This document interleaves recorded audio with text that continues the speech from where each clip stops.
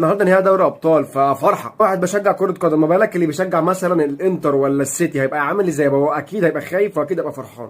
هيبقى خايف عشان لو انت مثلا بتشجع الانتر فانت تبقى خايف من السيتي، طبيعي جدا. انت لو بتشجع السيتي قدام الانتر فانت كده تبقى فرحان، بس انت عارف احتمال 90% ان انت تاخد الماتش النهارده. عندها بلتيتة لعيبه مش موجوده في اوروبا كلها، عندها هالاند، عندها دي بروين، عندها فودن، عندها جريليتش، عندها بص، عندها جوندوجان، عندها رودري، عندها حارس مرمى، عندها باك. فوق البرتيتا دي كلها عندهم واحد اقرع كده اسمه بيب جوارديولا، يعني جحد ابن جحده فجر ابن قدره، طالع بانتر ميلان. فدوري ايطالي يعني جرينتا، يعني بص بالعيال بتاكل كده في الملعب وبتلعب بروحها وبقلبها. غير ان الانتر برضه عندها لعيبه كويسه، لوكاكو، عندها لوتارو، عندها باريلا، يعني عندها حبه لعيبه حلوين، وبرضه المدرب بتاعهم لا يستهان بيه. ما تيجي تفكر في المباراه النهارده وتعمل كده مين اللي هيكسب النهارده؟ فانا بالنسبه لي ارشح السيتي. كان توقعي انا، واهم حاجه توقعاتكم انتم.